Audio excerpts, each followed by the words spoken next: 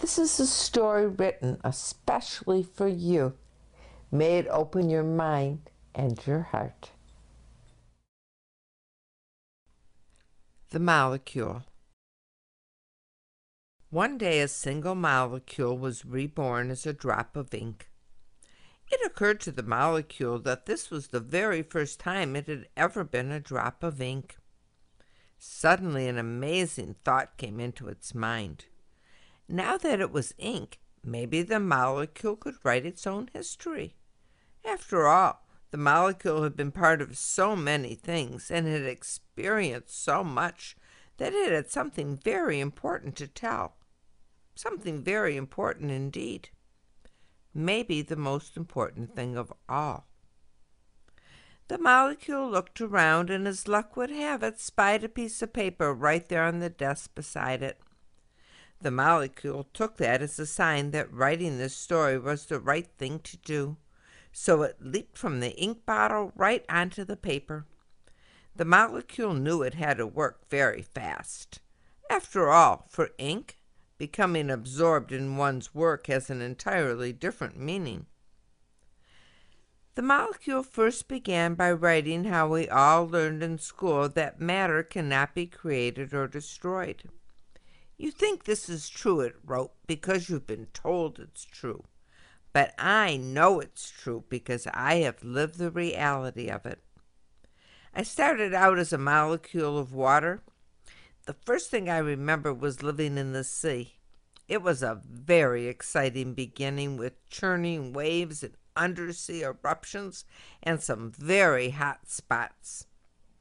I think I got too close to one of those hot spots because suddenly, poof, I got changed into steam and shot right out of the sea and became vapor.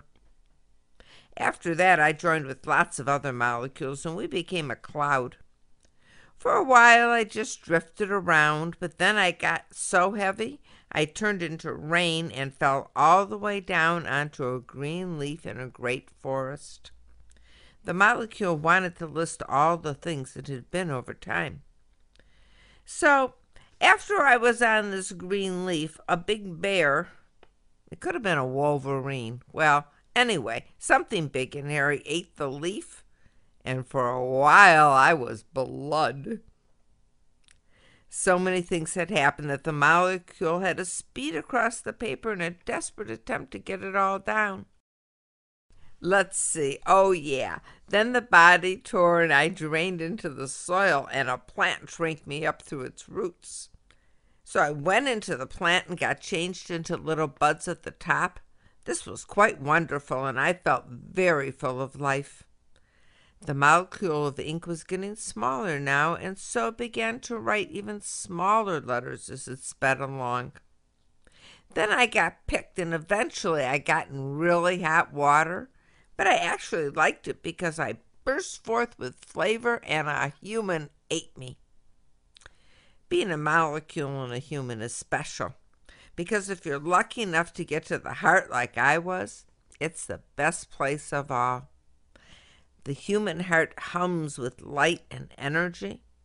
Every time the human has a good, loving, or grateful thought, the heart gets a jolt of wonderful energy that feels like nothing else in all of creation. I should know after all. Yep, I've been a part of many different kinds of humans since the beginning of time, and it's always the same.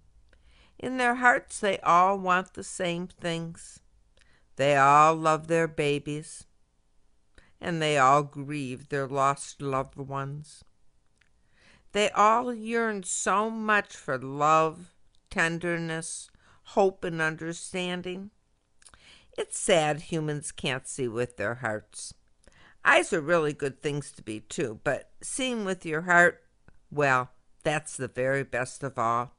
If people could only see with their hearts, they would love each other so much.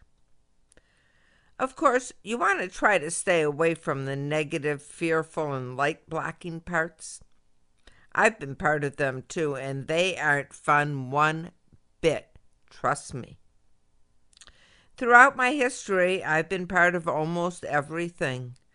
Plants, rivers, animals, dogs are really fun, the wind, and all manner of life in creation. But my favorite is still when I get to be part of a human. Only when I'm part of a human do I get to create reality, and that's the most exciting of all. The molecule was distressed, so much more to tell, and it was almost gone. I want to tell you the most important part. The molecule wrote as small as it could with the remaining drops of itself. The truth is and always has been that we are all one.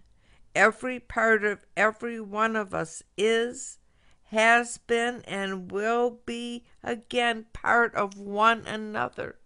If we do good for ourselves, we do good for others. If we harm each other or any part of our planet, we harm ourselves. We are all one. The water, the rain, the grain, sharing our ever-changing molecules, each part of the other, sooner or later, each part of the other. We create together, we destroy together, and we all share the outcome. We are all one. Under it all, after it all, down to the smallest molecule, we must understand we are. At this point, the writing simply stopped. The molecule was totally absorbed into the paper. But at least it had told its story. It gave of itself that the world might know and change. But sadly, the paper that had looked so large to the tiny molecule was only a small scrap. It would take someone with a good eye to even notice it. It would take someone with a special heart to read it and share its wisdom with others. The ink molecule had done its job, and now it was up to others to do theirs. The story of one is the story of all. If we know it, love it, and create life worthy of it, we have paradise. If we deny it, choose against it, use hatred to create differences, then paradise will truly be lost. The little molecule, now fiber, waited silently. In its tiny heart, hope remained. Someone was coming who would see the words and understand. Someone who would share its sacred message. It was always that way, ever since the beginning of time. Someone would come. The molecule would wait, silent and eternal. Someone will come. Perhaps it will be you.